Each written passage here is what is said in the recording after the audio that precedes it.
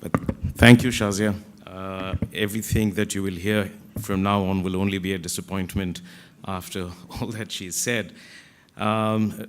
Bibek Debroy, a great privilege to see you here in Singapore.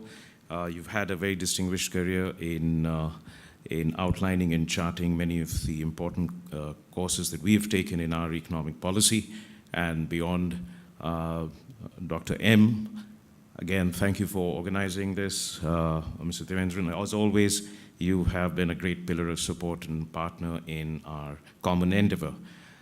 First of all, and ladies and gentlemen, once again, warm congratulations to Singapore on its 52nd birthday. I think it is a moment when a birthday is always a time when we reflect back, and I think that what we learn from Singapore is the reality of dreams.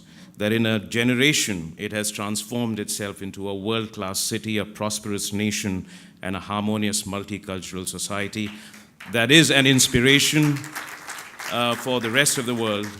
Singapore has shown that size is no barrier to its influence a country can wield in international affairs and in the global economy. It is also the 50th anniversary of the founding of ASEAN. And when we look back, when ASEAN was formed, this region was the fault line and the front line of a Cold War and a really one of the most brutal conflicts in modern history. Today, ASEAN is the anchor of regional integration, regional stability, and prosperity. This is also, and it is not just the fact that these anniversaries are coming together in the month of August, going to be soon the 70th anniversary of India's independence. And it is not just the fact that these anniversaries are coming together in the month of August that unites us. For centuries, in fact for millennia, monks and philosophers, traders and rulers, soldiers and sailors, artists and builders have provided an enduring link between ASEAN and India. The course of history, the winds of monsoon, and the tides of ocean have always linked us. And today, those links are coming alive as Asia is regaining its place in the world. And 1.3 billion people of India and 640 million people of ASEAN constitute a major force of good for this world. These are the two most dynamic regions, blessed with extraordinary demography and talent. As ASEAN looks forward with great optimism as it integrates more closely, we in India are also celebrating 25 years of India-ASEAN partnership. At 70, India is not prepared to hang up its boots either. At 70, we have rediscovered the energy, the enterprise, the enthusiasm, and the belief and optimism of our youth. In the course of last 3 years, there has been a rediscovery of self-belief and self-confidence. And at a time when the world is undergoing a kind of a change that happens but rarely in human history, we see India as a bright spot, not just us, but the world sees India as one bright spot. The numbers speak for themselves. The fastest growing major economy of the world that is actually going to be accelerating in the coming years, macroeconomic stability improving, our current account deficit is down, our inflation rate is down, our fiscal deficit is down, our currency reserves are high, our currency is stable, foreign direct investments is growing, the growth is becoming more broad-based and inclusive.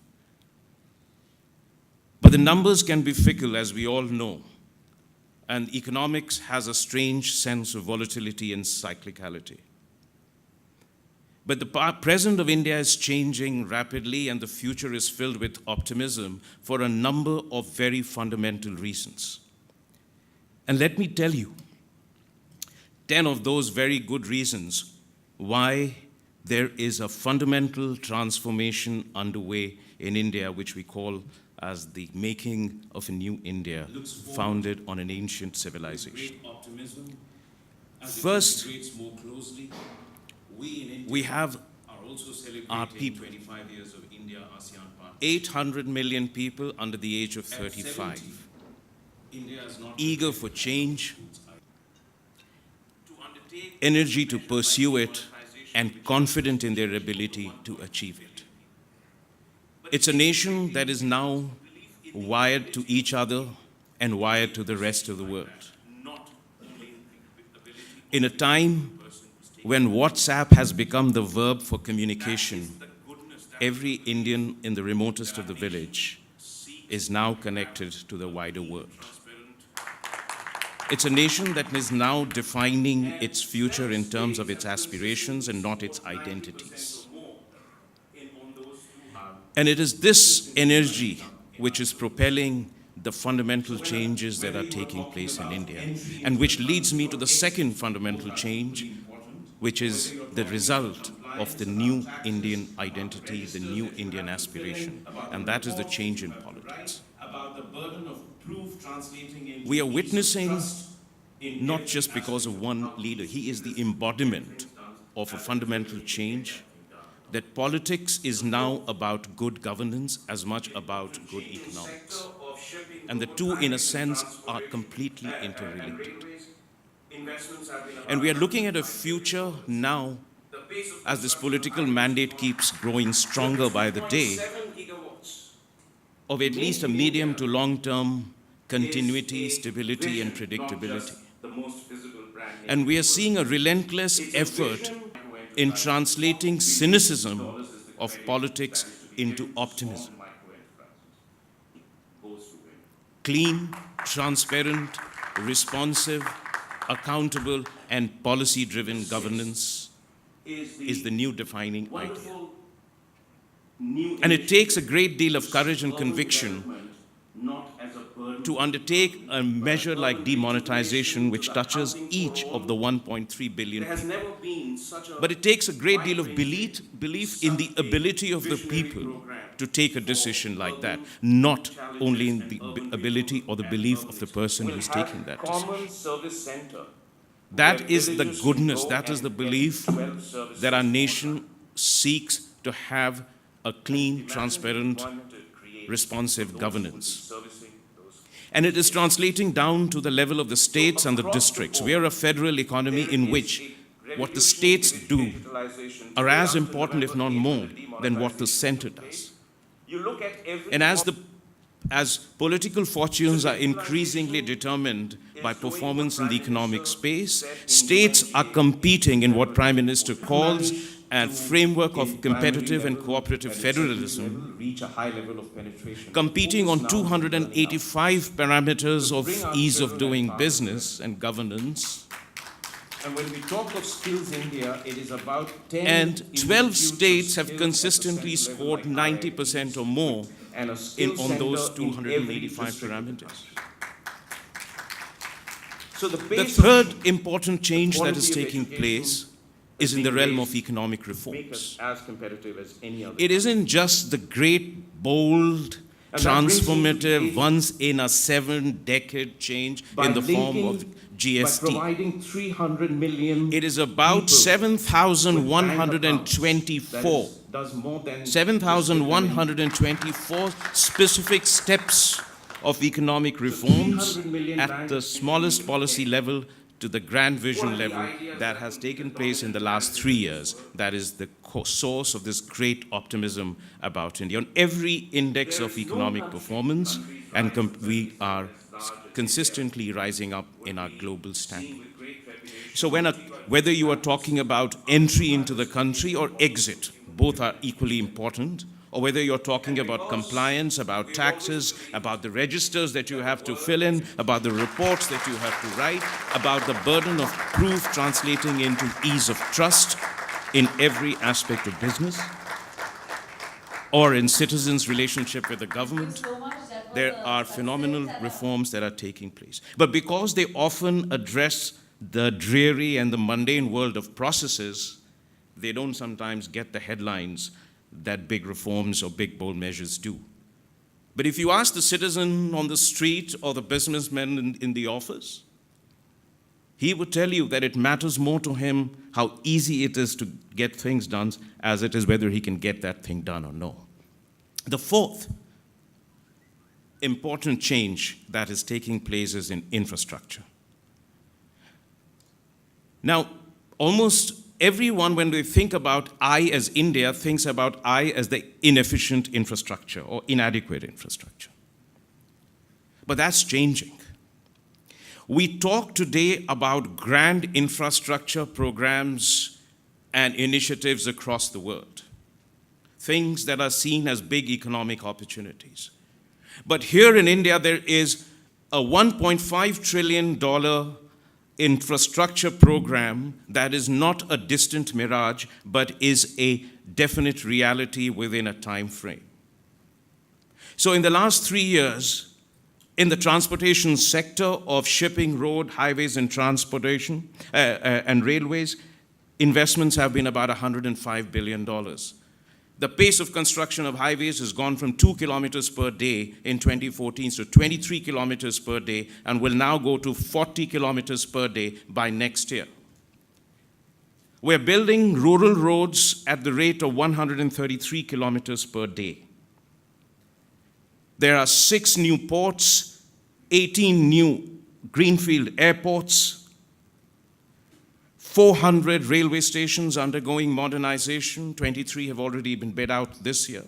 14 coastal economic zones, 35 logistics parks by the Ministry of Highways and Shipping, 27 by the railways, 111 rivers declared as national waterways, 76 gigawatts, 76,000 megawatts of power capacity added in the last 3 years. 22 of those 22 gigawatts are in clean and renewable energy.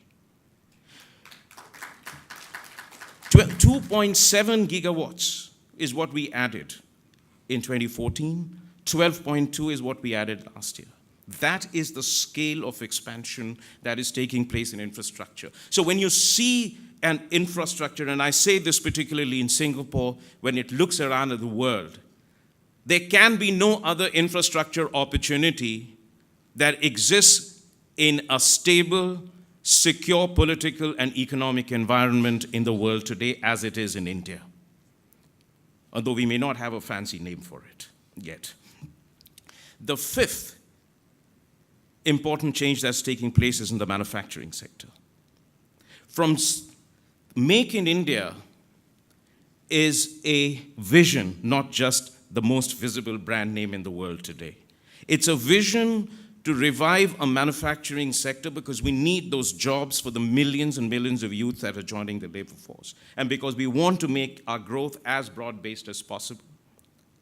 So we have jumped from, in the course of the 3 years, from the 9th to the 6th position in manufacturing, and it isn't just the large manufacturing that is gathering momentum, but it is the small and medium enterprises driven by specific sector programs and wonderful incentives.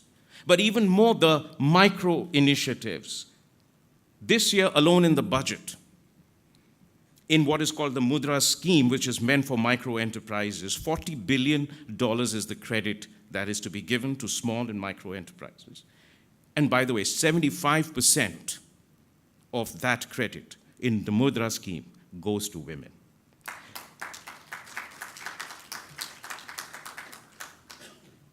The sixth is the wonderful new initiative to see urban development not as a burden on the economy, but as a locomotive of progress. For a long time, our attention didn't exist on the burgeoning urbanization that is taking place in India, with the consequences that are evident to all of us who visit India.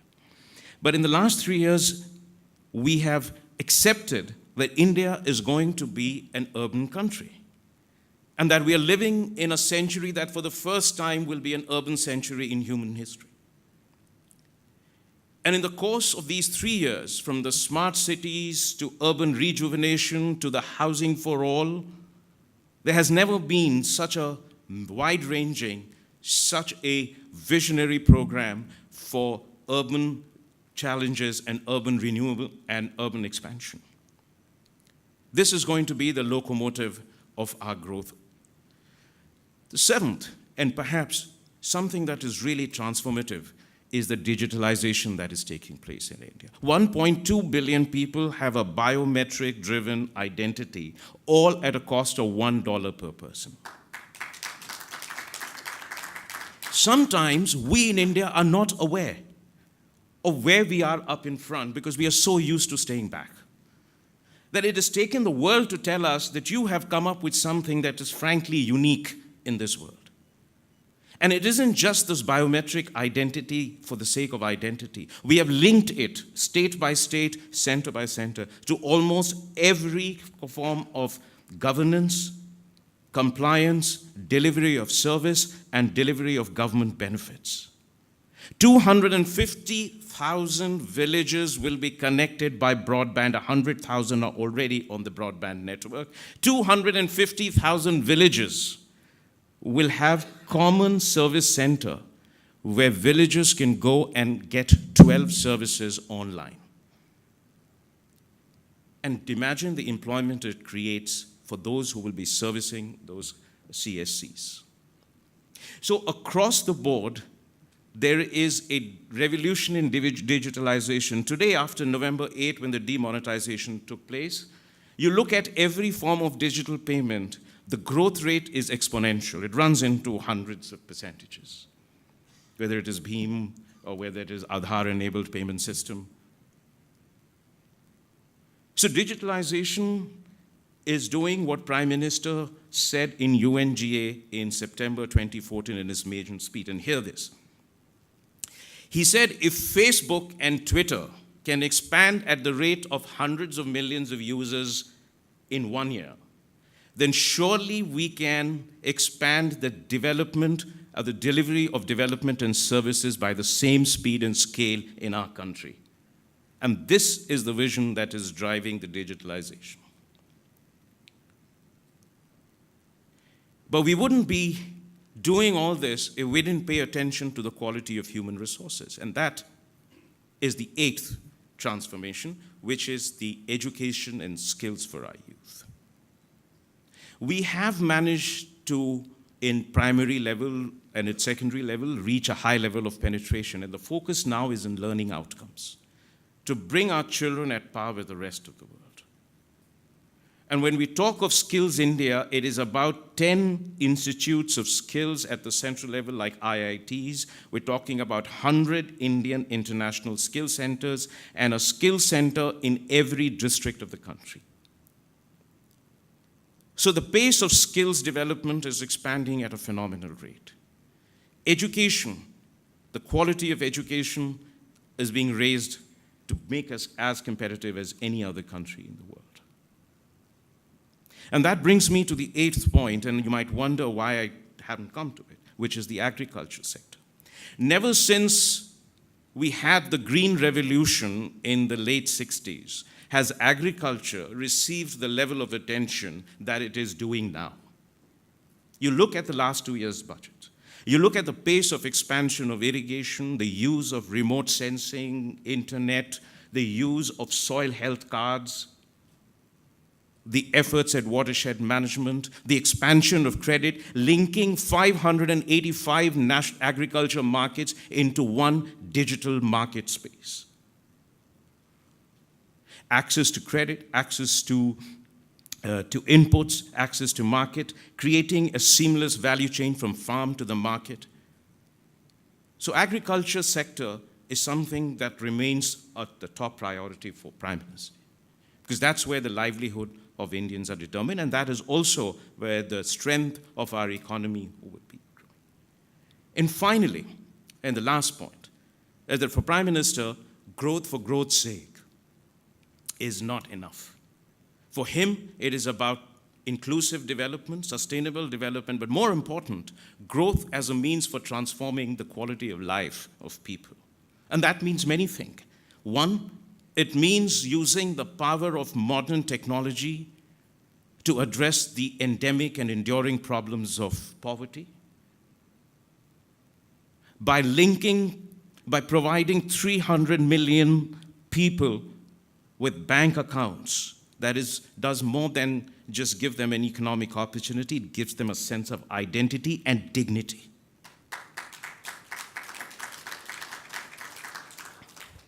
So 300 million bank accounts into which benefits flow, credit flow, but also using the power of digital technology, linking them to pension schemes, insurance schemes, things that seem completely outside the reach of a poor person.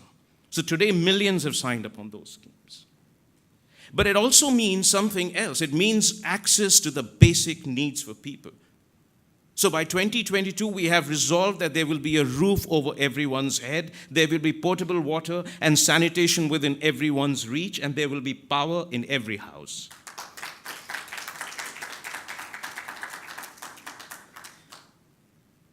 So that is the level of change that is taking place. And when we talk of quality of life, we also mean sustainability. Because we don't want to, in pursuit of the gains, we don't want to lose something that has been with us, which is Mother Nature. And so therefore, for Prime Minister, it's been a commitment not just rooted in our heritage, but also with an eye to the future. So whichever way you look at it, the arithmetics of number or the determinants of politics, governance, demography, whatever you look at it, all the factors are converging to produce a new momentum of change in India. So you will have a country that will be the most populous, the largest democracy, and one of the 3 biggest economies. Obviously, it will be a force that will have an influence in the world. But what sort of a country will it be? It'll be a country that will be rooted in its values of openness, dialogue, inclusion.